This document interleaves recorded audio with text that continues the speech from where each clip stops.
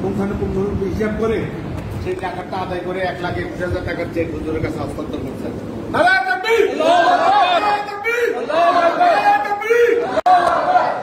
যেন আমাদেরকে অনুপ্রাণিত করে, ওনার এই আমল দেখে যেন আমরা নিজেরা অনুপ্রাণিত হইতে পারি, আমরা যে আমল করতে পারি, হুজুরের কাছে খাস দোয়া চাই, আল্লাহর কাছে খাস রহমত কামনা করি। আরেকটা ঘোষণা আছে, আমাদের আক্তারুজ্জামান ভাই একটা ট্রেডমিল দিছে আজকে আমাকে, ঠিক আছে? সেটা আমরা শুনতেছিলাম, গাড়িতে বলতেছিল, দেখাই ছবি টবি, সেটা অলরেডি আল্লাহর রহমতে শুরু করে ফেলছে। একটা ট্রেডমিল চালু করছেন আমাদের আলহাজ আক্তার ভাই। না, ট্রেডমিলটা হচ্ছে কেন বুঝছেন তো, কেন কি ট্রেডমিলটা? এটা হচ্ছে দৌড়াদৌড়ি করার জন্য। মানে আমি তো বাইরে আসলে কোনো এক্সারসাইজ করতে পারি না, বা ওইভাবে মানে ফিজিক্যাল এক্সারসাইজ না হওয়ার কারণে শরীরের অবস্থা ড্যামেজ হচ্ছে খালি বারবার। তাই আমি যেন বাসায় দৌড়াইতে পারি, এই জন্য একটা মেশিন কিনে দিচ্ছি। জি, দৌড়ানোর মেশিন।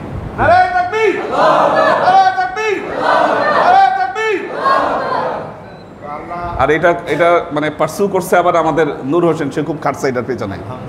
হ্যাঁ, খুব লেগেছিল এটার পেছনে নূর হোসেন। হ্যাঁ, আমরা যেন এই অবস্থাটা আমাদের ভিতরে আনতে পারি, হুজুরের যে কোনো কাজে যেন আমরা খুশি হইতে পারি, এবং হুজুরের সামনে কোনো বেয়াদবি যেন না করতে পারি। কারণ বাদব বা নসিব, বেয়াদব বদনসিব, আমরা যেন বদনসিব না হই। সবচেয়ে বড় দুঃখজনক হবে বদনসিব জিনিসটা তখনই আসে যখন আমার বেয়াদবিটা চরম শিখরে উঠে যায়। আমরা যেন কোনো রকমে কোনো বেয়াদবি না করি, হুজুরের সামনে তো প্রশ্নই উঠে না, হুজুরের অর্ধমানেও যেন আমাদের কোনো কার্যক্রম না হয়। কারণ হলো আমি একটা ব্যক্তি, এই ব্যক্তিটা কি কাজে সুনাম পাবে? আমার কার্যক্রমের দ্বারা। সুনাম করবে কে? আল্লাহ। আমরা সেই আল্লাহ দরবারে আছি, এটা খাসভাবে আমরা সবাই জানি যে এটা আল্লাহ দরবার। সেখানে প্রত্যেকটা কাজ, এই যে আমার কালকে ভিডিও ধরে রাখছে, আমি পানি খেতেছি দিয়া, তো বলতেছে আপনি তো ধরা পড়ে গেছেন, ভিডিও উঠে গেছে, পানি খাচ্ছেন আপনি কত। এরকম পুঙ্খানুপুঙ্খ আমার প্রত্যেকটা অনুশীলন, প্রত্যেকটা কার্যক্রম আল্লাহ ভিডিওতে উঠে যাচ্ছে। সেটা বুঝবো কীভাবে? এটা বোঝার কোনো শক্তি তো আমার কাছে নাই। এখানেই সামান্য দুনিয়াতেই আমরা দেখতেছি কি কর্নারে কর্নারে সিসিটিভি লাগায় রাখছে। আমার প্রত্যেকটা কার্যক্রম, কোন চোর কী চুরি করতেছে, কী জুতা নিয়ে যাচ্ছে, মানি ব্যাগের পকেট থেকে 500 টাকার নোট উঠায় নিয়ে দিয়েছে, তারপরে মোবাইলের ভিতরে কভারের ভিতরে 500 টাকা, মোবাইলটা বাইর করছে, কভারের ভিতর থেকে 500 টাকা নিচ্ছে, আবার মোবাইলটা পকেটে ঢুকায় রেখে চলে গেছে। ও তো ঘুমাইতেছে সুন্দরভাবে। তো ওর আব্বা বললো যে শকর করো আল্লাহ দরবারে তোমার মোবাইল নেয় নাই। তো মোবাইল কেন নেয় নাই? হয়তো ট্র্যাকিং মেশিন দিয়ে ট্র্যাক করে তারা ধরে ফেলবে, এই জন্য মোবাইল হয়তো নেয় নাই, খালি 500 টাকার নোটটা নিচ্ছে। আমরা এগুলো খেয়াল রাখবো। প্রতি পদে পদে খেয়াল রাখার নামই হলো আমার হুশ, মান হুশ। যে যার ভিতরে হুশ আছে সেই মানুষ। আমি হুশ বিবর্জিত যেন না হই, যে কোনো কার্যক্রমে, যে কোনো কথা, যে কোনো অভিব্যক্তিতে আমার হুশটা রাখতে হবে, যেহেতু আমি মানুষ। বালহুম আদাল্লু সাবিলা যেন আমি না হয়ে যাই। ওদের কাছে খাস দোয়া চাই, আল্লাহর কাছে খাস রমনা করি, বলি আল্লাহ আদিমসদের খেদমত এবং দরবারের খেদমত করতে করতে মুসলমান হিসাবে করা যেতে পারি, এর দোয়া চাই। আসসালামু আলাইকুম। ছিল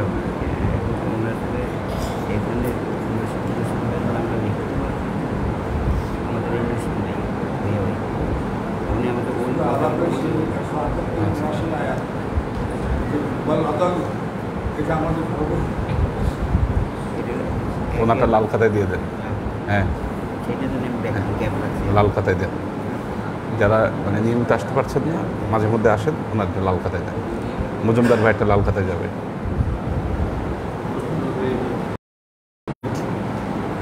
আলহামদুলিল্লাহ আলহামদুলিল্লাহি নাহমাদুহু ওয়া নাস্তাঈনুহু ওয়া নাস্তাগফিরুহু ওয়া নু'মিনু বিহি ওয়া নাতাওয়াক্কালু আলাইহি ওয়া নাউযু বিল্লাহি মিন শুরুরি আনফুসিনা ওয়া মিন সাইয়্যাতি আ'মালিনা من يهد الله فهو المهتدي ومن يضلل فلن تجد له وليا مرشدا فنشهد أن لا إله إلا الله وحده لا شريك له ونشهد أن سيدنا وسندنا ونبينا محمدا صلى الله عليه وسلم الذي أرسله الله بالحق بشيرا ونذيرا وداعيا إلى الله بإذنه وسراجا منيرا. وقال الله تعالى في كلامه المجيد وفرقانه الحميد: ما كان محمد أبا أحد من رجالكم ولكن رسول الله وخاتم النبيين وكان الله بكل شيء عليما. إن الله وملائكته يصلون على النبي يا أيها الذين آمنوا صلوا عليه وسلموا تسليما. صلى الله على محمد صلى الله عليه وسلم. صلى الله على محمد صلى الله عليه وسلم. صلى الله على محمد صلى الله عليه وسلم.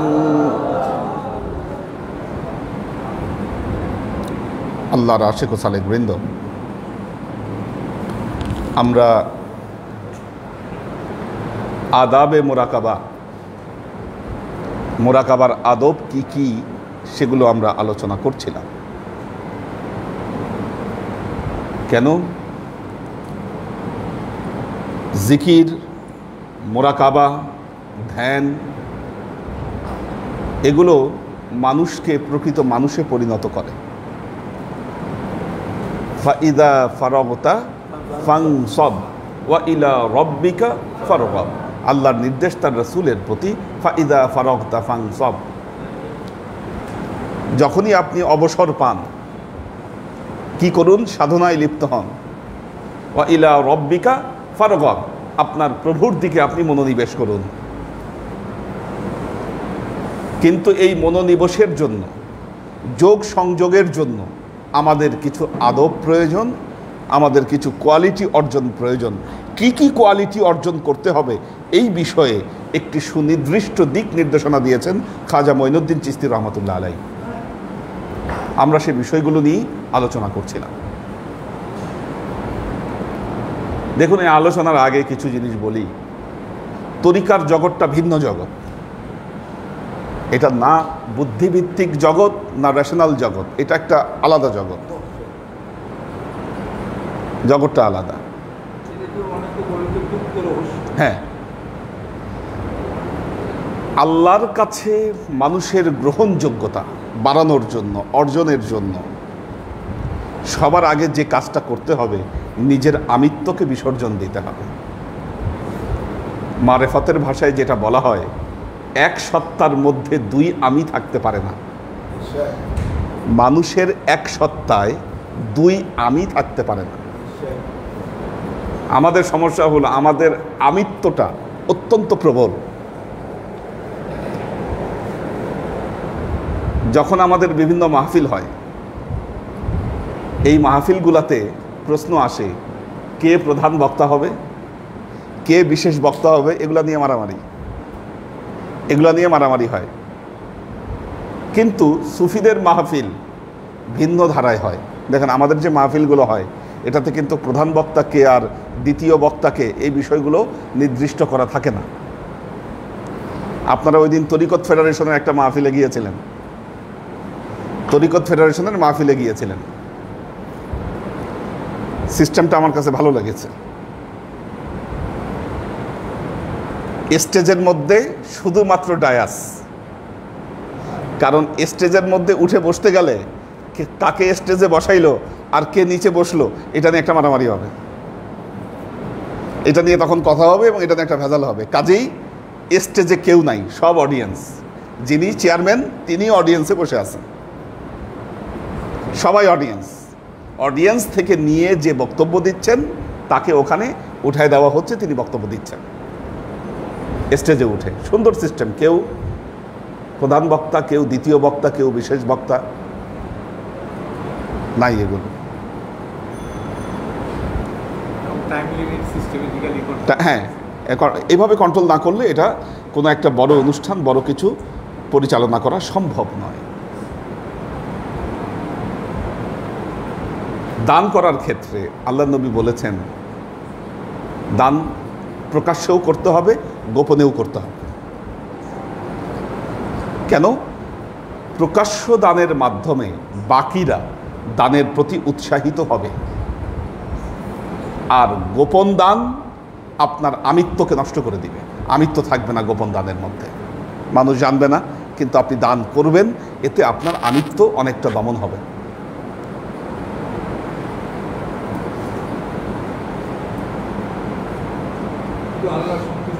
আল্লাহ সন্তুষ্টির জন্য। এখন দেখুন,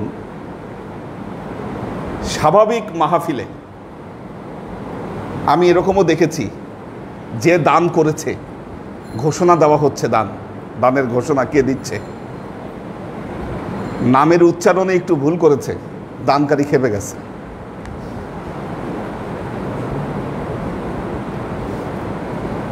নামের উচ্চারণে ভুল হয়েছে, সেই জন্য দানকারী খেপে গেছে যে আমি দান করলাম, আপনি আমার দানের উচ্চারণে আপনি ভুল করলেন কেন?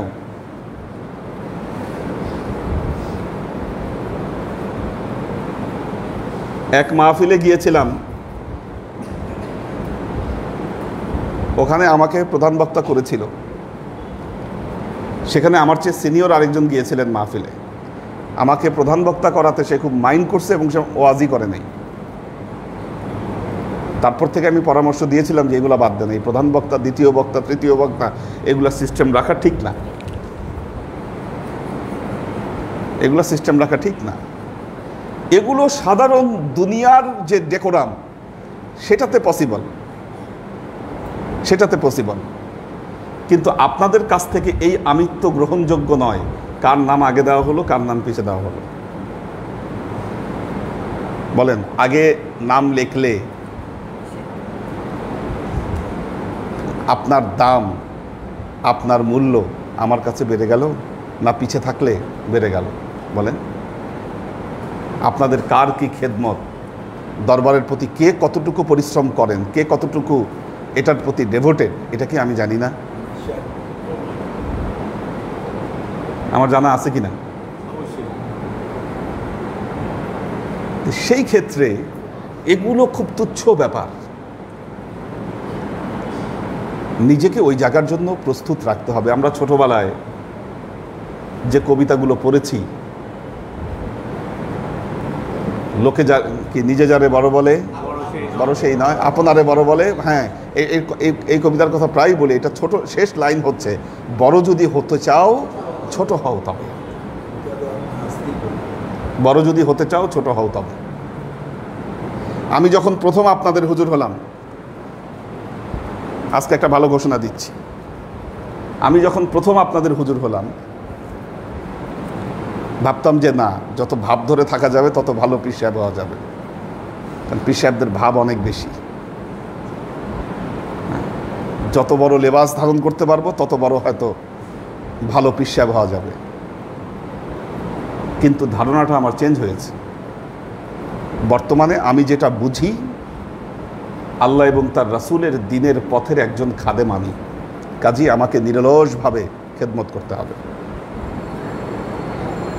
আমার লেবাস, আমার পোশাক সাধারণ পর্যায়ে থাকবে। আপনারা যদি পারেন, আব্বার সময় এটা আপনাদের অনুমতি ছিল না, আপনারা যদি পারেন মাথায় টোপকা লাগান, পাগড়ি লাগান, যত বড় লম্বা জামা পরতে চান পরেন, আপনাদেরকে অনুমতি দিয়ে দিলাম। আজকে আমি এই ঘোষণাটার কথা বলছি, পরেন আপনারা, সমস্যা নেই। এটা একটা ইম্প্যাক্ট আছে। আপনারা যখন বড় জামা কাপড় পরে আসবেন, মানুষ আপনাদেরকে দেখলে বুঝবে যে না, পরের সর্বনাশ, অনেক বড় মাপের মানুষ এখানে আছে। মানুষ এগুলাতে অনেক, শেখ সাদির, আপনারা শুনেছেন শেখ সাদির এই কবিতা, ওই পোশাকের যে মর্যাদা দিয়েছিল, এই পোশাকের মর্যাদার জন্য পরে খেতে গিয়ে উনি গায়ের মধ্যে পোশাক মাখছে।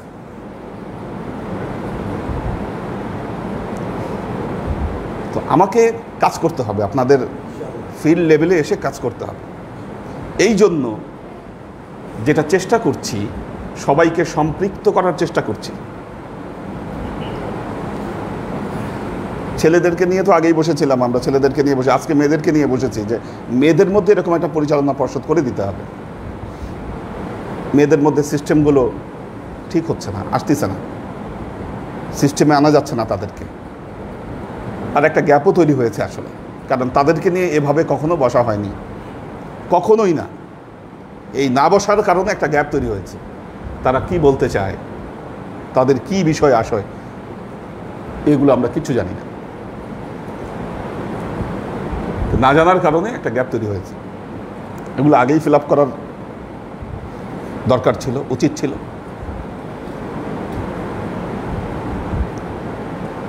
পরিচালনা পর্ষদ নিয়েও অনেকের মন খারাপ। হ্যাঁ, ওনার নাম ইনক্লুড করলেন, আমার নাম করলেন না, আমার নাম করলেন না। আজকে করা হয়নি, 2 দিন পরে করা হবে। এক পরিচালনা পর্ষদে কয়জনকে আনবো বলেন?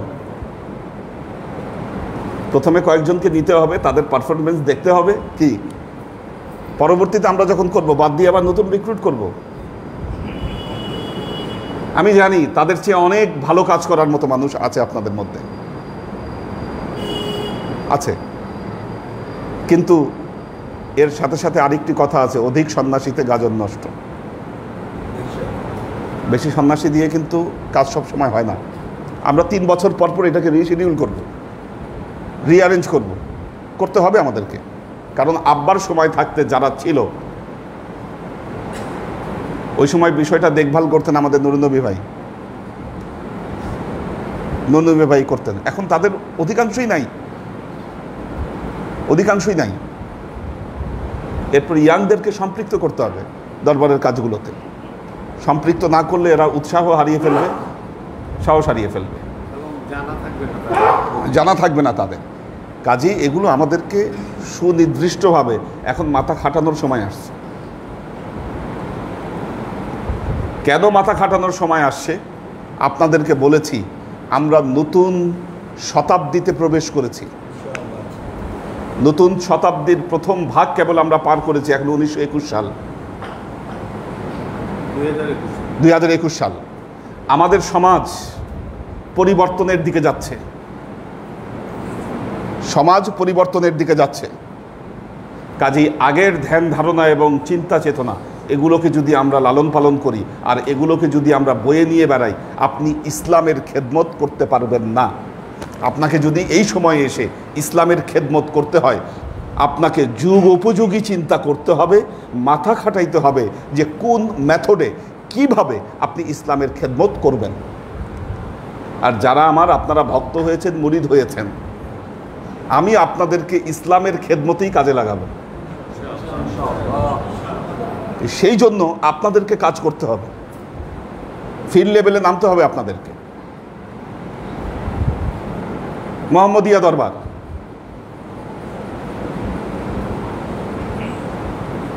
প্রধান কেন্দ্র ঢাকা শহরে, এখানে এখন আরো কেন্দ্র গড়ে উঠছে। আপনারা যদি নিজেদেরকে গড়ে না তুলতে পারেন, এগুলো দেখাশোনা করবে কে? আমাদের দরকার হচ্ছে মোহাম্মদিয়া তরিকাকে স্প্রেড করে দিতে হবে। আর এই তরিকা স্প্রেডের জন্য আমাদের খলিফা তৈরি করতে হবে। এখন খলিফা যে তৈরি হবে, খলিফা তৈরির মতো খলিফা তৈরির মতো সেই যোগ্যতা তো একজন মানুষকে তৈরি করতে হবে। এই জন্য বলেছি একজনের সাথে কমপক্ষে অ্যাটলিস্ট, যিনি অনেক বছর ধরে এই তরিকাকে লালন পালন করছেন, তার সাথে কমপক্ষে 5 জনকে ট্যাগ করে দিব। অ্যাটলিস্ট 5 জন সালেককে ট্যাগ করে দিব। কেন? সমস্যাটা কোথায়? এখানে কেউ যখন প্রথম মুরিদ হচ্ছেন, বয়াত পড়ছেন, তাকে ট্রেন করার মতো, দিক নির্দেশনা দেওয়ার মতো কেউ নাই। তাকে আসেন, অসহায়ের মতো থাকেন, ঘুরে বেড়ান, কিছু বুঝেন না, শিখেন না, ছন্দ ছাড়াভাবে একজন আরেকজনকে জিজ্ঞাসা করে কিন্তু কোনো সঠিক সমাধান নাই তার। এভাবে হতে পারে না। যখন আপনাকে সিলেক্ট করে দিব যে না, আপনার আন্ডারে এই কয়জন, আপনার আন্ডারে যারা আছে তাদেরকে আপনি কিভাবে আসলে লালন পালন করছেন, এই বিষয়টার উপরে আপনার কোয়ালিটি নির্ধারিত হবে যে না, আপনি আসলে কি পারছেন। আপনাদেরকে দিতে হবে দিক নির্দেশনা। কারণ এমন সময় আসবে এই ক্লাসে সবার বসার সংকুলান হবে না। আমি এখনই বলছি, এক ক্লাসে 80 জনের বেশি নাম রাখা যাবে না, তাহলে ভবিষ্যতে কি হতে যাচ্ছে? যা বলছি বাস্তবিক কথা বলছি। সুতরাং আপনাদেরকে রেডি হতে হবে, এবং রেডি হওয়ার জন্য এই কাজগুলো ফিল্ড লেভেল থেকে এখন থেকেই তৈরি করতে হবে, এখন থেকেই করতে হবে। আল্লাহর আশেক ও সালেক বৃন্দ, আমরা আদব পড়াচ্ছিলাম। কিসের আদব? মুরাকাবার আদব। কয়টা পড়েছি? কি কি?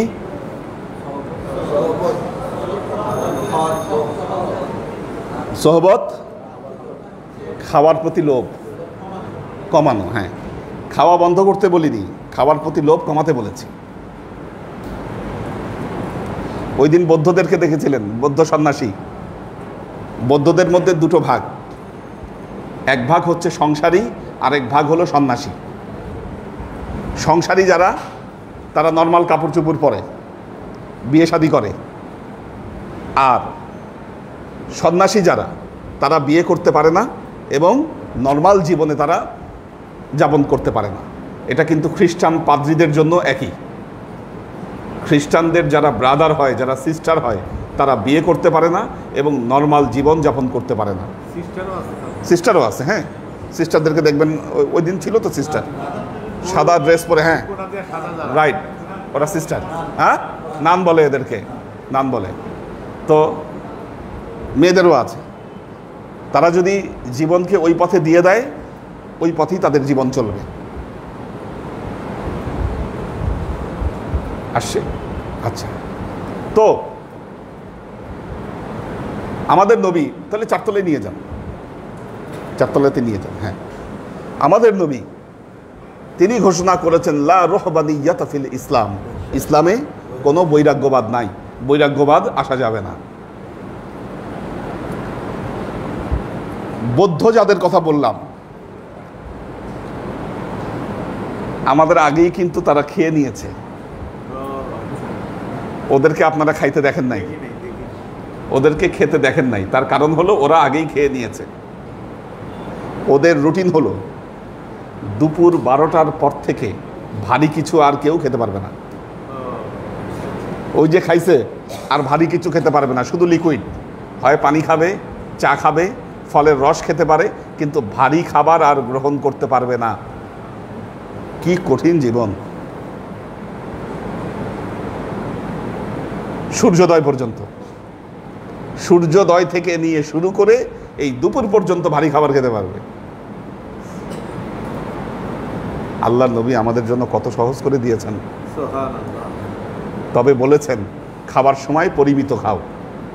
পরিমিত না খেলে কি হবে? ভেতরের ওই ইয়াটা থাকবে না। একটা জিনিস খেয়াল করবেন, যেই রাতে ইবাদত করার কথা, আমাদের শবে বরাত, শবে কদরের যে রাতগুলো, বেশি খাইলে ইবাদতে বসলে ঘুম চলে আসে, ঘুম চলে আসে। কাজেই খালি পেটে ধ্যান, এজন্য সকাল এবং সন্ধ্যায় ধ্যানের কথা বলা হয়েছে। বিল গুদুব্বি ওয়াল আসাল, সকাল এবং সন্ধ্যায় করো। সকালে পেটটা খালি থাকে, সন্ধ্যার সময়ও পেট খালি থাকে, অ্যাকশন হবে অন্যরকম। আর সোহবত, এটা হলো সবচাইতে গুরুত্বপূর্ণ। আপনাদের সোহবত যেন ঠিক থাকে, এই সোহবত ঠিক থাকার জন্য গ্রুপ করে দিতে বলেছি। ওই লাইটটা চোখে লাগতেছে, ইয়ার লাইটটা, লাইটটা চোখে লাগে। হ্যাঁ, লাইট অফ করে দাও।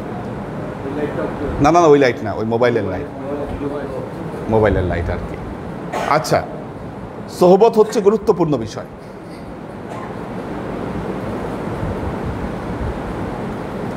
এই ওয়াজের পরে কতটুকু সোহবত আপনারা কে পরিবর্তন করতে পেরেছেন আপনারাই ভালো জানেন। কিন্তু সোহবত আমাদেরকে পরিত্যাগ করতে হবে, সোহবত ঠিক করতে হবে। নেক লোকের সাথে সোহবত নেক কাজ করার চেয়ে উত্তম, বদ লোকের সাথে সোহবত বদ কাজ করার চেয়েও খারাপ।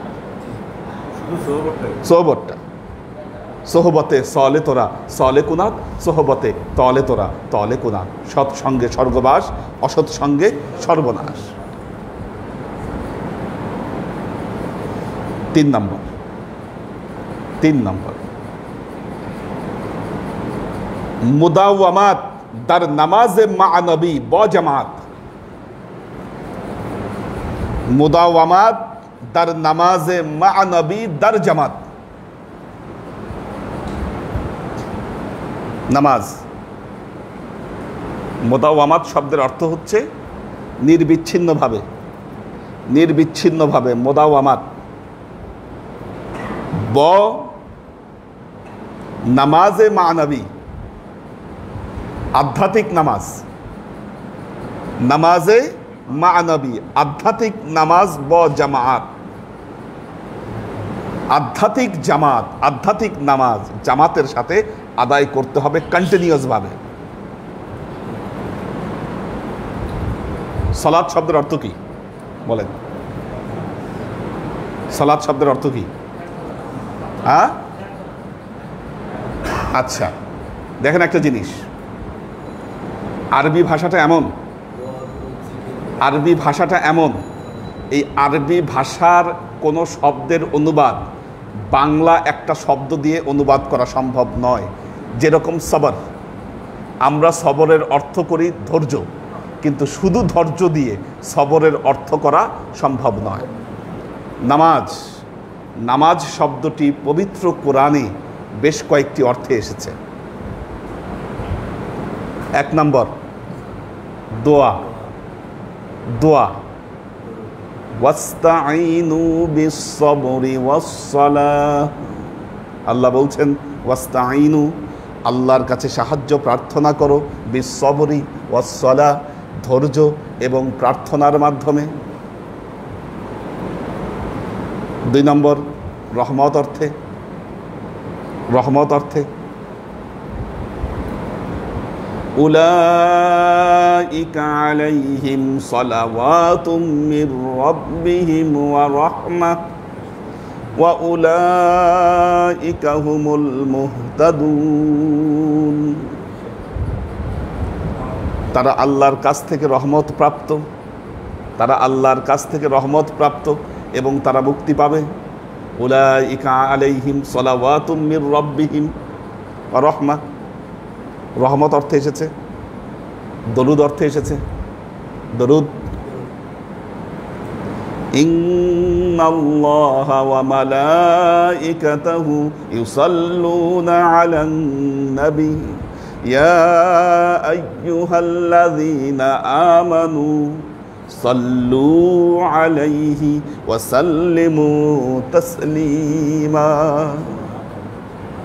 দরুদ অর্থে এসেছে কি? একই সালাওয়াত শব্দ, সাল্লু তার মানে দরুদ পেশ করো। ইবাদত অর্থে আকিমিস সালাতা লিদুলুকিশ শামসি ওয়া গাসাকাম মিনাল লাইল। আকিমিস সালাত, ইবাদত প্রতিষ্ঠা করো। কাজী নামাজ, সালাত শব্দটা বহু অর্থে ব্যবহৃত হয়েছে। এখানে খাজা মঈনুদ্দিন চিশতি বলছেন মুদাওয়ামাত দার নামাজে মানবী, আধ্যাত্মিক নামাজ, আধ্যাত্মিক নামাজ ব জামাত, ব জামাত।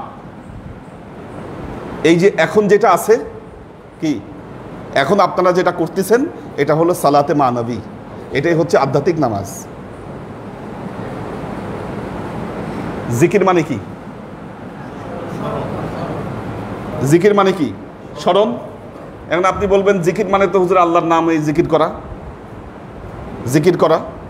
তাহলে কোরআনে একটা আয়াত বলি, ওয়া ইযা নুদিয়া লিস-সালাতি মিন ইয়াউমিল জুমআহ, এরপর ফাসআউ ইলা যিকরিল্লাহ। আল্লাহ বলছেন যখন জুমার দিন আজান দেওয়া হয় জুমার, তখন কি করো? ফাসআউ ইলা যিকরিল্লাহ, আল্লাহর জিকিরের দিকে তোমরা দৌড়াইয়া আসো। এই জিকির মানে কি? জুমার খুতবা। এই জন্য জুমার খুতবা শোনা ওয়াজিব। একই জিকির শব্দ কি দেখেন খুতবা অর্থে ব্যবহৃত হচ্ছে। ফাসআউ ইলা যিকরিল্লাহ, আল্লাহর জিকিরের দিকে ছুটে আসো। মুফাসসিরগণ বলছেন এখানে জিকির মানে জুমার আগে যে খুতবাটা দেওয়া হয় সেটা, এই জন্য খুতবা শোনা ওয়াজিব। জোহরের নামাজ কয় রাকাত? 4 রাকাত। জুমা কেন? জুমা কেন 2 রাকাত? খুতবার জন্য বাকি 2 রাকাত মাফ। খুতবার জন্য বাকি 2 রাকাত মাফ। কাজেই যারা শুধু 2 রাকাত ধরার জন্য জুমায় আসেন, যে 2 রাকাত ধরলাম আর জুমা শেষ হয়ে গেল, তাদের জুমা পরিপূর্ণ হয় না, খুতবা শুনতে হবে। কাজেই খাজা মঈনুদ্দিন চিশতি বলেছেন, এই যে ক্লাসের এত গুরুত্ব, ক্লাসের এত গুরুত্ব কেন? এই ক্লাসের গুরুত্ব আছে মুদাওয়ামাত নামাজে মা নবী। আমরা যখন থেকে অনলাইন ক্লাস শুরু করেছি, দেখা যায় এলাকায় থেকে অনেকে অনলাইনে ক্লাস করেন, আসেন না। যদি না আসেন, এই নামাজে মা নবী, এই যে উপস্থিত থাকা, কি দেখেন, এই যে কলব, আল্লাহ মানুষকে এখানে এমন একটা জিনিস দিয়েছে, এটার এমন এক শক্তি, পাওয়ার, কি এখান থেকে আলো বের হয়, এখান থেকে আলো বের হয় এবং মানুষকে রুহানিভাবে এই যে কলবের যে শক্তি, এটা প্রভাবিত করে। সোহবতের কথা যে বলা হয়েছে, মৌলানা জালালউদ্দিন রুমি তিনি বলছেন, হারকে খাহাত হাম নেশিনাত ব খোদা গো নেশিনাত ব হুজুরে আউলিয়া এক জামানা সোহবতে ব আউলিয়া বেহতারা সাদ সাল আতে বীরিয়া। তিনি বলছেন, হারকে খাহাত হাম নেশিনাত ব খোদা, যারা আল্লাহর সান্নিধ্যে বসতে চায়, হারকে খাহাত হাম নেশিনাত ব খোদা, যারা আল্লাহর সান্নিধ্যে বসতে চায়, গো নেশিনাত ব হুজুরে আউলিয়া, তারা যেন অলি আউলিয়াদের সোহবতে বসে।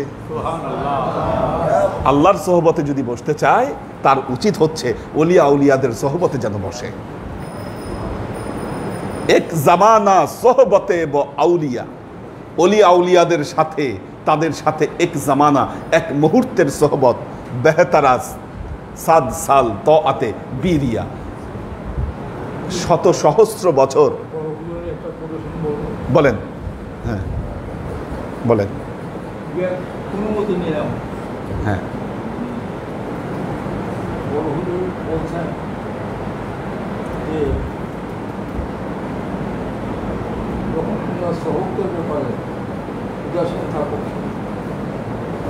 ইসলামের মধ্যে দাখিলই হলেন না। হুজুরের কথা তো যারা পুরনো তারা জানেন যে কত কঠোর কথা। আমরা ইসলামের মধ্যে দাখিলই হইলাম না। কেন? ইসলাম হচ্ছে এমন একটা থিওরি, যেটা হচ্ছে যে শিক্ষার মাধ্যম হচ্ছে from soul to soul, not from brain to brain, never. Medina সাক্ষী আছে যে শিক্ষা এবং দীক্ষার মধ্যে কল্পের সাথে কল্পের সংযোগ না হয়, উস্তাদের কল্প থেকে মুরিদ তার কল্পে সেই ট্রান্সমিশন নিয়ে আসবে। আলো যেভাবে নিঃসরণ হয়, উস্তাদের কল্পের থেকে মুরিদের কল্প আলো প্রকৃতি উস্তাদ, এই শিক্ষা এবং দীক্ষার মধ্যে। তাহলে আমি ইন্টারনেট বলি আর যাই কিছু বলে, আমি আড়ালে থাকলাম, আমি উপস্থিত হলাম না। গল্প কম, সোল টু সোল কেমন করে? এবং আরেকটি উদাহরণ দেই, একটু সায়েন্টিফিকভাবে জিনিসটা বোঝায়। পিঁপড়া এমন প্রাণী, বলতেও পারে না, ঠিক মতো ভালো মতো দেখতেও পারে না। পিঁপড়া। সাপ তো চোখেই দেখে না, নড়াচড়া না করলে, দাঁড়ায় গেলে সাপ কামড়াতে পারে না। বৈজ্ঞানিকরা খেয়াল করেছে, ঢাকা শহরে চড়ুই পাখি কমে গেছে আগের চেয়ে। চড়ুই পাখি, যেই চড়ুই পাখি আমাদের ঘরে বাসা করে থাকতো, এই চড়ুই পাখিগুলো কমে গেছে। কেন কমে গেল? বিড়াল, 2 বিড়াল দেখবেন শুধু ম্যাও ম্যাও করে আওয়াজ করে, কি ম্যাও ম্যাও করে আওয়াজ করে, আর কিন্তু কোনো ভাষা বলছে না, তারা শুধু সাউন্ড করছে। সব প্রাণী সাউন্ড করছে, একমাত্র মানুষকেই আল্লাহ তাআলা ওয়া আল্লামাহুল বায়ান, মানুষকেই আল্লাহ তাআলা এই মুখের কথা বলার শক্তি দান করেছেন। তাহলে এরা কিভাবে নিজেদের মধ্যে যোগাযোগ করছে? সায়েন্স বলছে টেলিপ্যাথির মাধ্যমে এরা একে অপরের সাথে যোগাযোগ করছে। ভাষা বলা লাগছে না তাদের, তাদের কোনো জবান নাই, তাদের কোনো ভাষা নাই, কিন্তু অন্তরের কথাগুলো টেলিপ্যাথিকভাবে একজনের থেকে আরেকজনের কাছে এটা ট্রান্সফার হচ্ছে। টেলিপ্যাথি। এখন চড়ুই পাখি কেন কমে গেল? যখন থেকে মোবাইলের টাওয়ারগুলো হয়েছে, এই টাওয়ারগুলো এই চড়ুই পাখিদের যে টেলিপ্যাথিক সিস্টেম এটার মধ্যে এলোমেলো করে দিয়েছে। এটার কারণে তারা তাদের ডিরেকশনগুলো ঠিক করতে পারছে না। ঠিক করতে না পারার কারণে যখন পাখি চলে যায়, পাখিরা দেখবেন বহুদূর চলে যায়, শত শত মাইল চলে গেলেও তারা ঠিকই তাদের ডিরেকশনে ফিরে আসতে পারে। কিন্তু এই টাওয়ারগুলো হওয়ার পরে যেহেতু চড়ুই পাখি ছোট প্রাণী, তারা তাদের ওই ডিরেকশনগুলো ঠিক রাখতে পারছে না। এজন্য দিক ভ্রান্ত হয়ে অনেক চড়ুই পাখি হারিয়ে যাচ্ছে আমাদের মধ্যে, মারা যাচ্ছে তারা। তাহলে এই যে এক প্রাণী থেকে আরেক প্রাণীর মধ্যে যে টেলিপ্যাথিক যে ট্রান্সফার, যেটাকে চোখে দেখা যায় না, আপনি যখন আপনার মুর্শিদের সান্নিধ্যে আসবেন, তার যে কল্ব, এটা আপনার কল্বের মধ্যে রশ্মি বিচ্ছুরণ করছে, যেটাকে দেখতে পাচ্ছেন না, কিন্তু এটা ওয়ান কাইন্ড অফ টেলিপ্যাথি। আর এটা পাওয়ার পাচ্ছে কোত্থেকে? এটা পাওয়ার পাচ্ছে কোত্থেকে? মুহাম্মদ মুস্তাফা সাল্লাল্লাহু আলাইহি ওয়াসাল্লামের কাছ থেকে। মাধ্যম এই যে সাজদা নামায় আপনি যত ওলিয়া উলিয়া দেখছেন, কি তাদের মাধ্যম হয়ে এটা আপনাদের মধ্যে ট্রান্সফার হচ্ছে। কাজেই সোহবতের যে অ্যাকশন, এটা আপনি কোনোভাবেই সোহবত ছাড়া পাবেন না।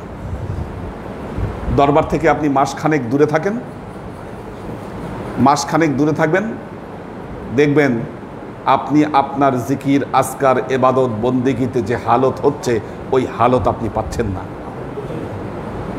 পাচ্ছেন না, আপনি হালত পাচ্ছেন না। আমল কমে যাচ্ছে আপনার, ইসলামের প্রতি যে ভক্তি, আবেগ কমে যাচ্ছে, আপনার বাহিরের দিকে আবেগ, অনুভূতি বাড়ছে, বৃদ্ধি পাচ্ছে।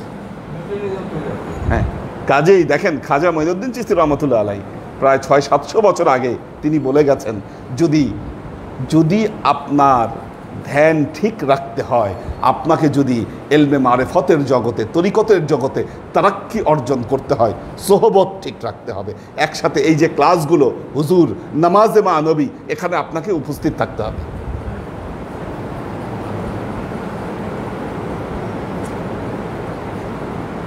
এটা ইবাদত কিনা?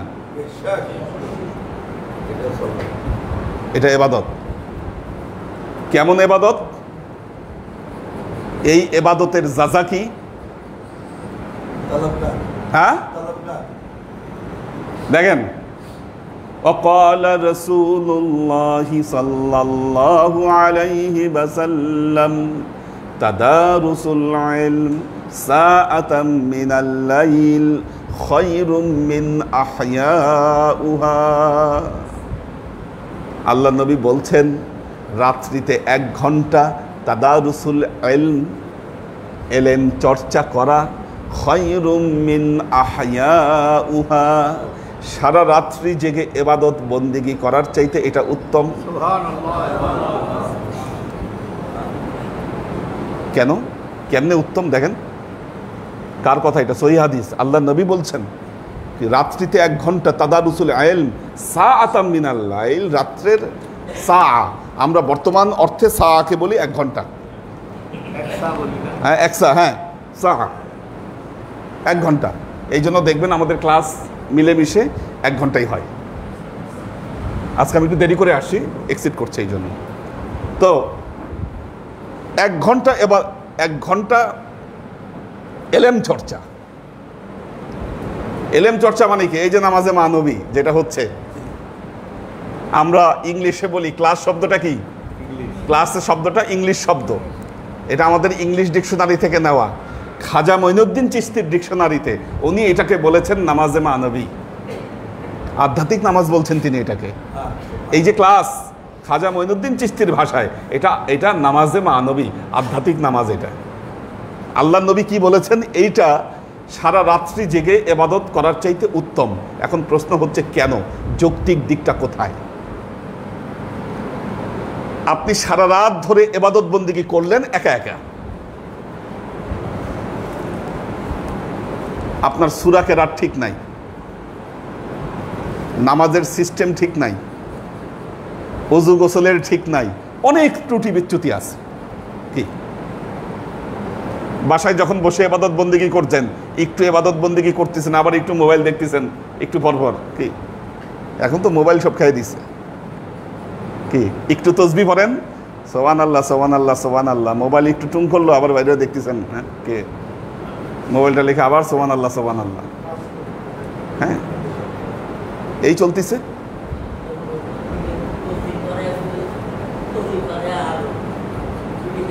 হ্যাঁ এইটা এই যে তসবিহ পড়ে টিভি দেখে, আমি এরকমও দেখেছি, আপনাদের ভেতরে দেখেছি, নামাজ পড়তেছে মোবাইল, এই ঘড়ি কয়টা বাজে,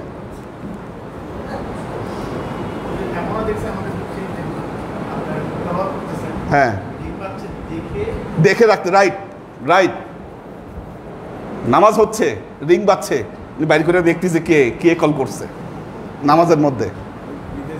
হ্যাঁ বলেন। বিদেশে একটা মহিলা নামাজ পড়তেছে আর টিভিটা রাখছে তার সামনে, হ্যাঁ ওই জলসা করা হইতেছে বা কিছু নাটক টাটক হইতেছে। আচ্ছা সামি আল্লাহ হলিমান হামিদা করে উঠে দাঁড়ায় কিছুক্ষণ দেখে, হ্যাঁ তারপর আবার ওইভাবে তো নামাজ হবে না। কাজে এগুলো অনেক ত্রুটি বিচ্ছুতি আমাদের থাকে। আপনি কি বলতে চাচ্ছিলেন? হ্যাঁ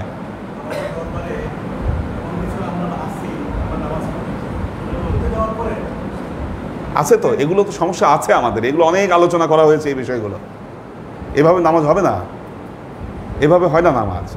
তো আমরা যখন ইবাদত বন্দেগী করি সেখানে অনেক ত্রুটি বিচ্ছুতি থেকে থাকে, কিন্তু আপনার এই মুহূর্তের বন্দেগী, আপনার এই মুহূর্তের বন্দেগী আমার নবীর কথা অনুযায়ী এটা নিষ্কলুষ সময় এবং সারা রাত ধরে আপনি ইবাদত বন্দেগী করে যে যাজাটা আপনি পাচ্ছিলেন এটা তার চাইতে অধিক উত্তম। এই জন্য বিশেষ রাতগুলাতে আপনাদেরকে বলতে হয় যে আপনারা এখানে উপস্থিত হন, এখানে উপস্থিত হন। দেখেন আজকে আমরা এমন ফিতনার মধ্যে আছি বর্তমান জামানায়। অনেকে বলেন সম্মিলিতভাবে কিছু করা যাবে না, সম্মিলিতভাবে করারই তার হচ্ছে মানে এটার মধ্যেই অ্যালার্জি, কারণ হাদিসে লেখা নাই সম্মিলিতভাবে করতে হবে। হ্যাঁ আল্লাহ নবী হাত তুলে মোনাজাত করছেন ঠিক আছে, কিন্তু লেখা নাই তো যে নবীর সাথে সবাই করছে। কি নবীর সাথে সবাই করছে এটা তো লেখা নাই, এই জন্য করা যাবে না। এই ব্যাককলগুলারে জিজ্ঞাসা করেন নবীর সময়ে সাহাবাদের প্র্যাকটিস কেমন ছিল। নামাজ পড়তেছেন আমার নবী মসজিদে নববীতে, জিব্রাইলে আমিন এসে বলছে নবী আপনার জুতার মধ্যে একটু সমস্যা আছে। নবী জুতা খুলে ফেলছে, তার দেখা দেখি সব সাহাবারা জুতা খুলে ফেলছে, এক পায়ের জুতা। কি নবী নামাজের মধ্যে এক পায়ের জুতা খুলে ফেলছে, দেখা দেখি সব সাহাবীরা এক পায়ের জুতা খুলে ফেলছে।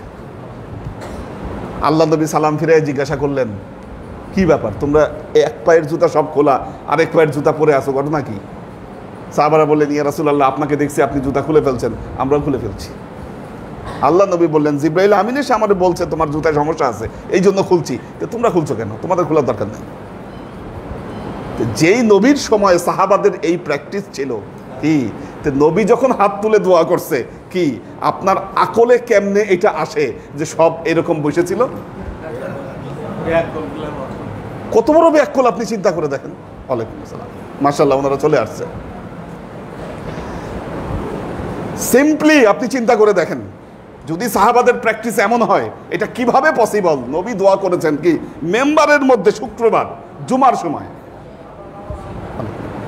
জুমার সময় নবী দোয়া করেছে মেম্বারে বসে, তখন কি সাহাবারা বসেছিল? সব কিছু লেখা থাকার দরকার নাই। কি আল্লাহ কোরআনে কি বলছেন? কুলু হালালান তাইয়্যিবা,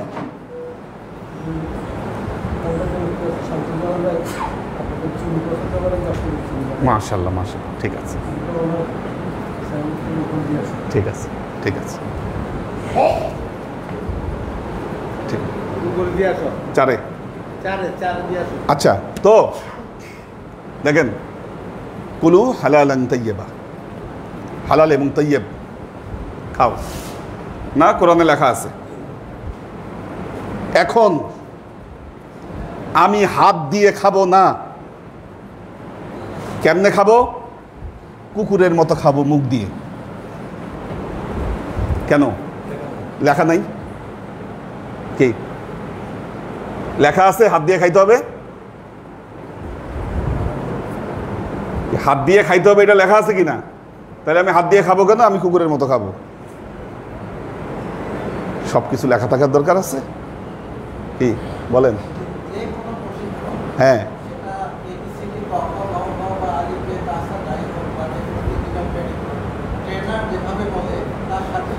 সবাই করে, রাইট রাইট, এটাই সিস্টেম, এটাই সিস্টেম, এটাই হচ্ছে স্বাভাবিক সিস্টেম, কমন সিস্টেম। এটা আপনি জামাতের সাথে করা যাবে না।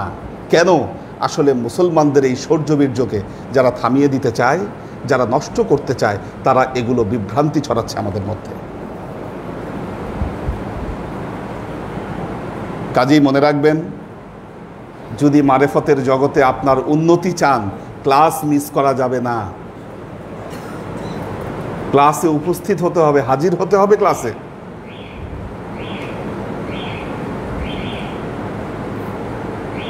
ওই দিন একজন পীর বোন আসলেন দেখা করতে, ওনার ভাবি। আমি বললাম ক্লাস করেন না কেন? হুজুর বাসা থেকে অনলাইনে করি। অনলাইনে হলে বহুত কিছু আপনি শিখবেন না, কৃষ্টি, কালচার, অনেক কিছু এখানে আছে, আদব কায়দা, অভিজ্ঞতা, প্রত্যেকটা ঘটনাই আমাদের জন্য শিক্ষণীয়। ক্লাসের শুরুতে যে উনি খেপে গেছেন, এটাও শিক্ষার জন্য, এটার মধ্যে শিক্ষা আছে। যারা এখন উপস্থিত ছিলেন, ভবিষ্যতে সতর্ক থাকবেন। সব কিছুতে শিক্ষা, শিক্ষা শুধু শুনে শুনে হয় না, কিতাব পড়ে হয় না। কাজেই এটাকে খাজা মঈনুদ্দিন চিশতি রহমতুল্লাহ আলাইহি তিনি এটাকে বলেছেন নামাজে মানবী। নামাজে মানবীতে উপস্থিত থাকতে হবে।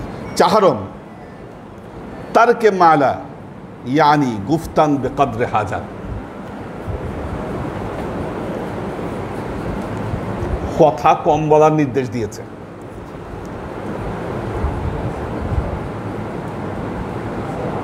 কথা কম বলার নির্দেশ দিয়েছে, কম কথা বলো। আল্লাহ নবীর শিক্ষা এটা।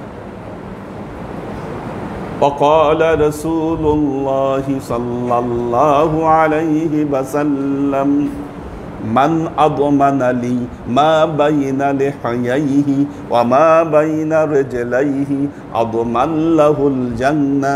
আল্লাহ নবী বলেছেন, যে ব্যক্তি দুটা জিনিস আমার কাছে জিম্মা দিবে,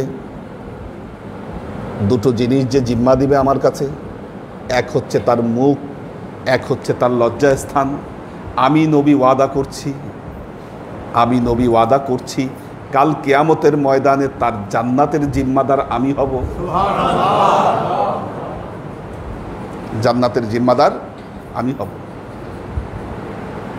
আমরা যে কথা বলি, কথা বলার সময় যে টপিক, না কোনো টপিকের ঠিক আছে, না কোনো লাইনের ঠিক আছে, যা খুশি তাই মুখ দিয়ে বের করছি, এগুলো আপনার হালতকে নষ্ট করে দিচ্ছে। খতম পড়তেছি, খতম পড়ার সময় দুনিয়ার কথা মুখ দিয়ে বের হচ্ছে, কি এই খতম আপনার মধ্যে কি অ্যাকশন করবে? এটা বেকাদরে হাজার, প্রয়োজন ছাড়া কথা কম বলো। মেয়েদের ক্লাসে কথার চোটে, মেয়েদের ক্লাসে কথার চোটে মেয়েরা আসতে চায় না, যে কিচ্ছু শোনা যায় না ক্লাসে আসলে, খালি কথা বলে। এত কথা বললে, এত কথা বললে আপনি, আপনার ভেতরে হালত, এটা কিভাবে ঠিক থাকবে? কি কদ আফলাহাল মুমিনুন আল্লাযীনা হুম ফি সালাতিহিম খাশিউন ওয়াল্লাযীনা হুম আনিল লাগওয়ি মুরিদুন। আনিল লাগওয়ি মুরিদুন, লাগওয়ুন মানে হচ্ছে অনর্থক, দরকার নাই, কিছু নাই, আপনি কথা বলছেন, দরকার নাই কথা বলতেছেন, কোনো প্রয়োজন নাই।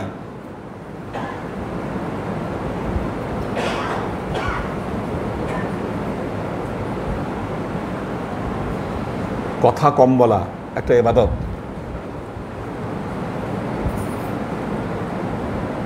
কথা কম বলা ইবাদত। মান সাকাতা নাজাতা, আল্লাহ নবীর হাদিস, মান সাকাতা নাজাতা, যে চুপ থাকলো সে নাজাত পাইল। এত কিছু বলার পরে আমার মুখকে কেন আমি কন্ট্রোল করতে পারি না, আমার জিভকে কন্ট্রোল করতে পারছি না আমি? এগুলো হালত নষ্ট করে দিচ্ছে আমার। অনেকে দেখবেন নিজের হাল, নিজের হালত মানুষকে বলতে পছন্দ করে, বলতে পছন্দ করে। দেখুন, তরিকার জগতের নির্দেশনা হচ্ছে নিজের হালত আপন মুর্শিদ ছাড়া কারো কাছে বয়ান করবা না, বর্ণনা করবা না। নিজের হালত আপন মুর্শিদ ছাড়া কারো কাছে বর্ণনা করবা না, কারণ এটা বর্ণনা করলে কি হবে, আপনার হালতের পথ বন্ধ হয়ে যাবে। একজন আল্লাহর ওলি আমাকে এই কথাটা এভাবে বুঝিয়েছেন, বলেছেন যে দেখো একটা গ্লাসে পানি আছে, কি গ্লাসে পানি আছে,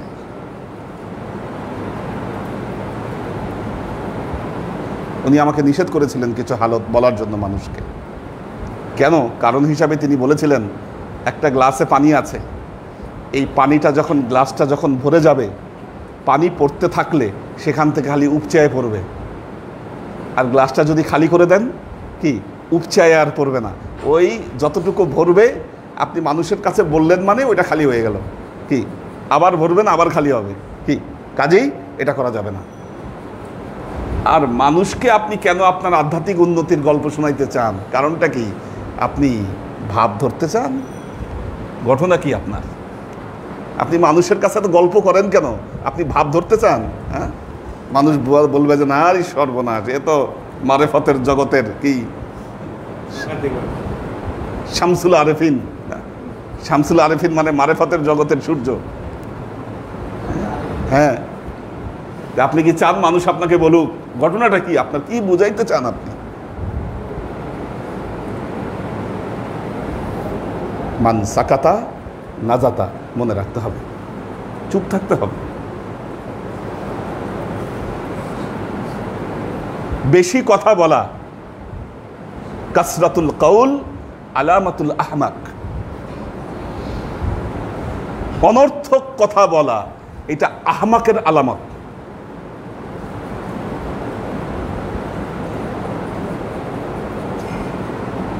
কখনো কখনো কোনো অডিয়েন্সে যখন বলা হয় আচ্ছা প্রশ্ন করো, কিছু প্রশ্ন শুনলে প্রশ্নই বলে দেয় যে ওর আসলে কি প্রশ্ন করার মানে বুঝে না যে কি করবে, করতে হবে, সবাই করতেছে কি এই জন্য করে, এটার কোনো ম্যারিট নাই, কিছু নাই। কোশ্চেনের তো একটা ম্যারিট থাকতে হয়। এক মাহফিলে একজন প্রশ্ন করছে বেলালের নানির নাম কি? হযরত বেলালের নানির নাম কি? তা আমি বললাম যে প্রশ্নটা করছে কে? আর দাঁড়ায় না, কে করছে প্রশ্ন?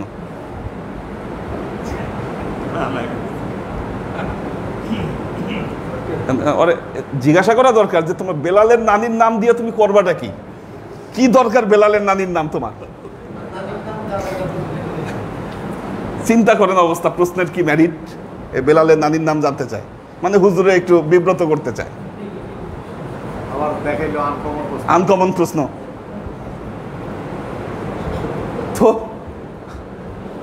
আল্লাহর আশিক ও সালেক বৃন্দ, ম্যারিটলেস কাজ করা যাবে না, ম্যারিটলেস কাজ করা যাবে না, মুখকে সংযত করতে হবে। এগুলো আপনার আধ্যাত্মিক উন্নতির সহায়ক হিসাবে কাজ করবে।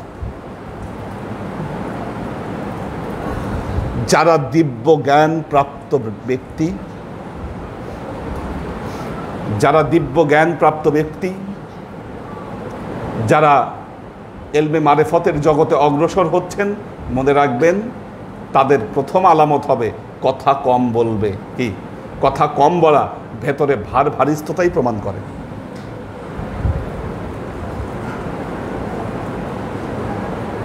আল্লাহর আশেক ও সালেক বৃন্দ, এই দুইটা, আরও দুইটা, মোট কয়টা হলো? 4টা। কি কি? সহবত। কাদের সহবতে থাকবেন? আল্লাহওয়ালাদের সহবত, আল্লাহওয়ালাদের সহবত। লোভ সংবরণ, তো তাই বলে কিন্তু মানা করি নাই খাইতে।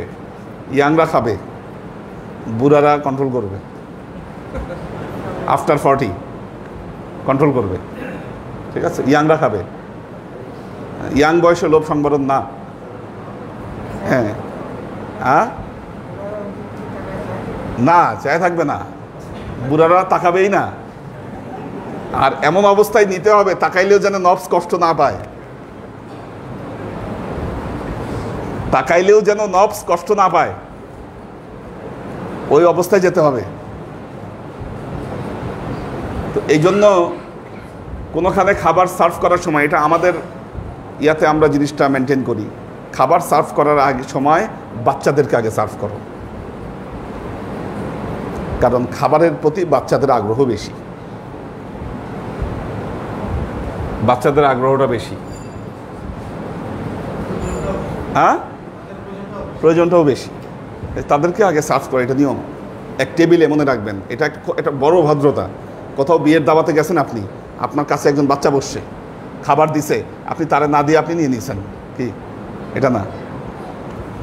সার্ভ করতে হবে আগে বাচ্চাদেরকে। তো দ্বিতীয় কি বলেছি? লোভ সংবরণ খাবারের প্রতি। 3 নম্বর নামাজে মানবী, মানে ক্লাস, সোজা কথা, আমাদের ভাষায় ক্লাস, আধ্যাত্মিক ক্লাস। আধ্যাত্মিক ক্লাসে নিরবিচ্ছিন্নভাবে উপস্থিতি, সপ্তাহে একদিন অন্তত পক্ষে। মুরিদের প্রাণ হলো এই আধ্যাত্মিক ক্লাস।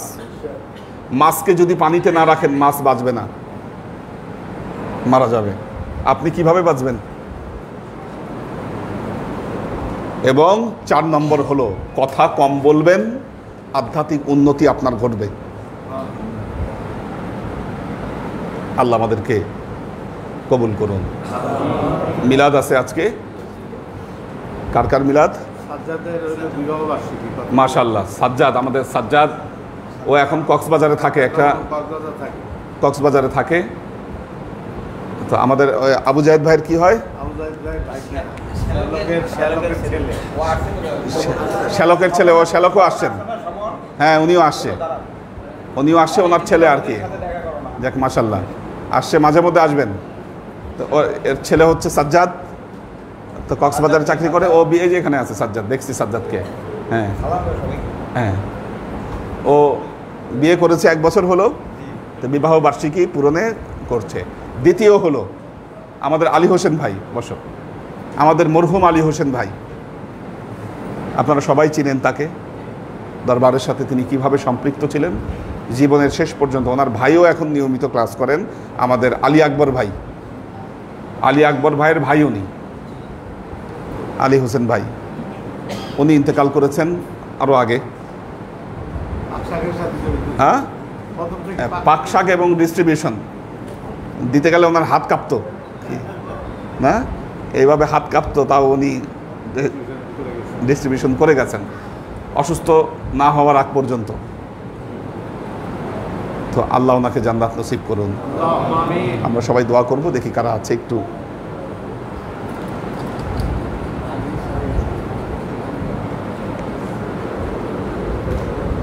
ঠিক আছে,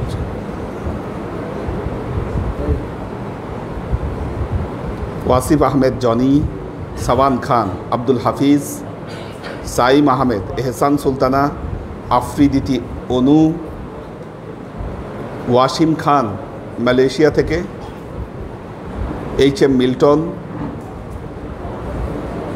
শাফায়েতুল্লাহ রঞ্জন, ইমু রহমান, অন্তরা আহমেদ, আমাদের আলী আকবর ভাই আছেন অনলাইনে, আলী আকবর ভাইয়ের কথা বললাম কেবলই, ফরিদ শফি, আলাউদ্দিন মিয়া, সুমাইয়া নুহিন দিশা, মোহাম্মদ আজাদ, কবির হোসেন, মোহাম্মদী তায়েবা, আনোয়ারা শরীফ, মোহাম্মদ মিজান, মোহাম্মদ ফরিদ, লুনা তাবাসসুম লুবনা, আশেক মাহমুদ, মাহফুজুল হক উজ্জ্বল,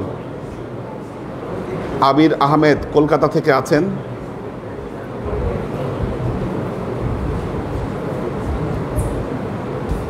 এইচ কে কনক, মোহাম্মদ কবির, আচ্ছা আশেক মাহমুদ পায়ে ব্যথা পেয়েছেন, এই যে কথা কম বলার ওয়াজ এখনই ভুলে গেছেন, কথা শুরু হয়ে গেছে সবার। হ্যাঁ, মিতু ইসলাম, আরিফা শেখ, নুরুল ইসলাম ফরিদপুর ভাই ফরিদপুর থেকে আছেন, আলী আকবর ভাই, পপিয়ারা জামান সুমি, সানশাইন ফ্লোরা, সাজ্জাদ হোসেন সাগর, মোহাম্মদ মিজান, মাকসুদ ওমর, কাউসার আলম আলাল, আইরিন সুলতানা, কোরবান আলী মালয়েশিয়া থেকে,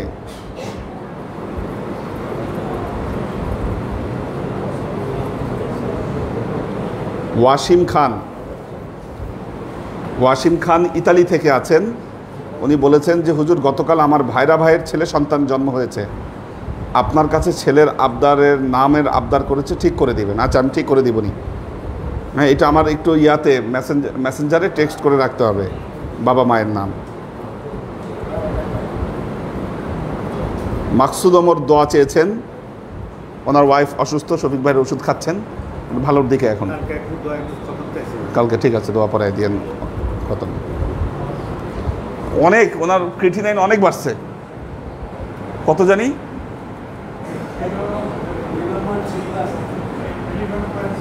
এত আমি জীবনে কোনোদিন শুনি নাই। 2.something কমছে, এত বাড়ে এটা আমি জীবনে শুনি নাই।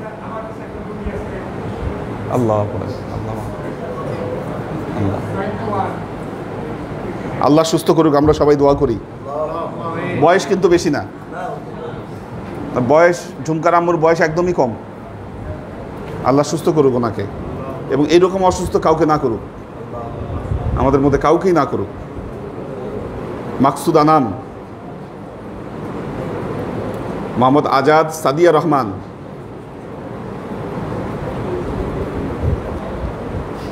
মহসিনুদ্দায়ান,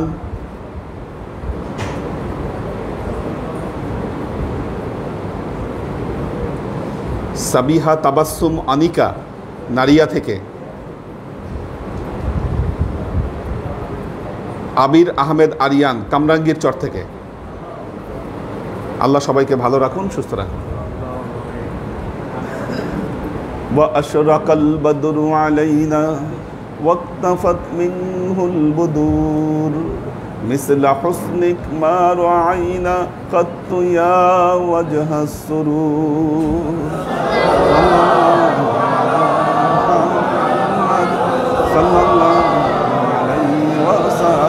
থামেন সবাই, অর্ধেক মানুষও দরুদ পড়তেছেন না, অর্ধেক মানুষও দরুদ পড়তেছেন না। খালি আপনারা এখানে কয়জন, পিছে কেউ পড়ে না দরুদ। কেন, এটা কোন ধরনের মিলাদ এটা? এই জন্য আমি এখন সাউন্ড করা বন্ধ করছি। আমি সাউন্ড করলে আমার সাউন্ডই শোনা যায়, মানুষ চুপ থাকে। এটা কোন আদব আমি তো বুঝলাম না এটা। ওয়া আশরাকাল বদরু আলাইনা ওয়াক্তাফাত মিনহুল বুদুর মিসলা হুসনিক মা রাআইনা কাত্তু ইয়া ওয়াজহাস সুরুর।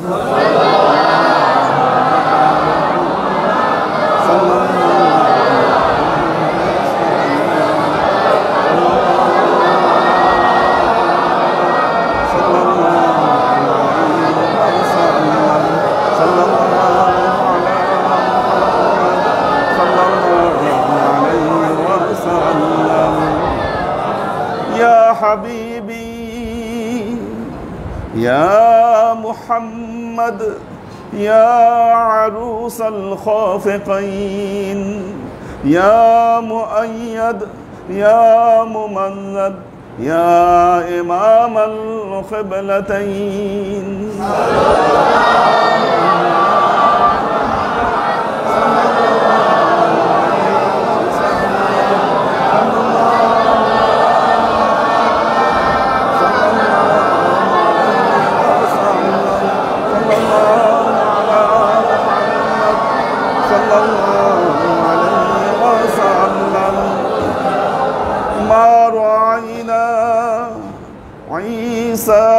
حنات بالصور إلا إليك والغمام هلك ظلت والملا صلوا عليه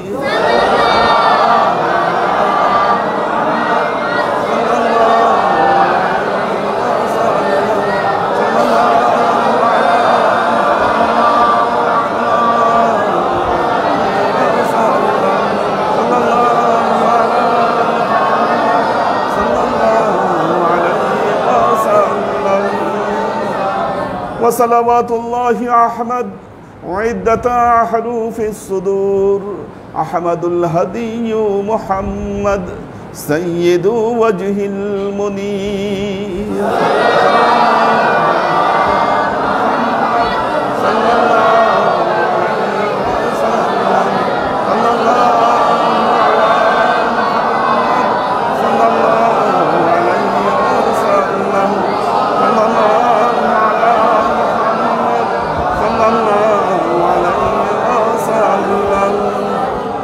بلغ العلا بكماله كشف الدجى بجماله حسنت جميع خصاله صلوا عليه وآله سلموا يا قوم بر صلوا على صدر الأمين مصطفى ما جاء إلا رحمة للعالمين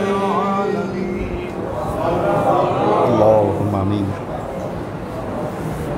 اللهم صل على محمد وعلى آل محمد كما صليت على إبراهيم وعلى آل إبراهيم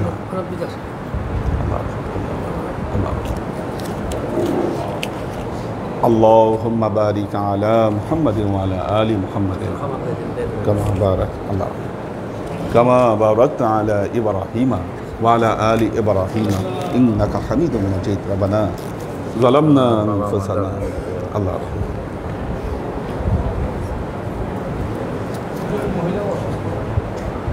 মহিলা অসুস্থ আছেন জি নাম জানি কি নাম জানেন কি আফসানা আফসানা বেগম আল্লাহ রাহম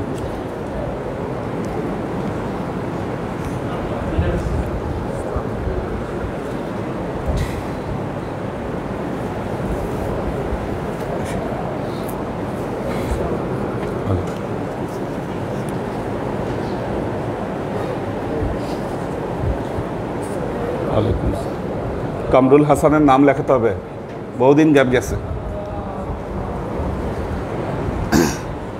রব্বানা লা তুযিগ কুলুবানা বা'দা ইয হাদাইতানা ওয়া হাব লানা মিন লাদুনকা রাহমা ইন্নাকা আনতাল ওয়াহ্হাব আল্লাহুম্মা ইন্নাকা আফুব্বুন তুহিব্বুল আফওয়া ফা'ফু আন্নী ইয়া গফুরুর রহিমুল ওয়াদুদ اللهم نور قلوبنا بنور الإيمان ونور قلوبنا بنور الإسلام ونور قلوبنا بنور الإحسان وزين أخلاقنا بنور محمد صلى الله عليه وسلم اللهم إنا نسألك علما نافعا رزقا واسعا عملا مقبولا شفاء من كل داء قلبا خاشعا ذهنا ذاكرا إيمانا كاملا توبة قبل الموت راحة عند الموت ونجاة بعد الموت اللهم إنا نسألك رحمتك في كل درجة فلاح في كل أمر ونعوذ بك من الشرك والشك والنفاق والبدعة ومن كل وسوسة الشيطان يا الله يا رحمن يا مالك আমরা এতক্ষণ তোমার দরবারে যে সমস্ত আমলকে উপস্থাপন করলাম ত্রুটিমুক্তভাবে এই আমলগুলোকে তুমি আমাদের তরফ থেকে কবুল করে নাও। তুমি আমলের যাজা আমাদের প্রিয় নবী হজরত মোহাম্মদ মুস্তফা সাল্লাল্লাহু আলাইহি ওয়াসাল্লামের কাছে পৌঁছে দাও। আল্লাহ, আমাদের নবীর পরিবারবর্গের কাছে তুমি এর যাজাকে পৌঁছে দাও। এই দুনিয়ার সমস্ত আম্বিয়াই কেরাম, সাহাবাই কেরাম, তাবেঈন, তাবেঈন, ওয়ালি আউলিয়া, গাউস, কুতুব, আমাদের মা বাবা, ভাই বোন, আত্মীয় স্বজন, এই দরবার থেকে যত পীর ভাই বোন চলে গেছে সবার রুহে আল্লাহ তুমি এক যাজাকে পৌঁছে দাও। তুমি তোমার হাবিবের ওসিলায় আমাদের সবাইকে কবুল ক্ষমা করে দাও।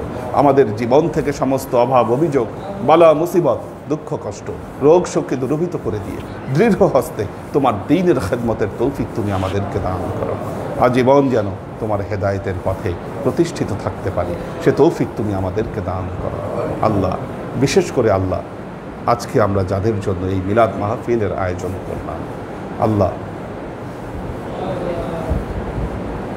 তুমি তাদেরকে কবুল করে নাও।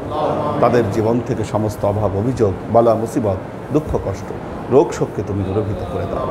আল্লাহ, যারা আমাদেরকে ছেড়ে চলে গেছেন তোমার নেককার বান্দাবান্দি হিসাবে তুমি তাদেরকে কবুল করে নাও।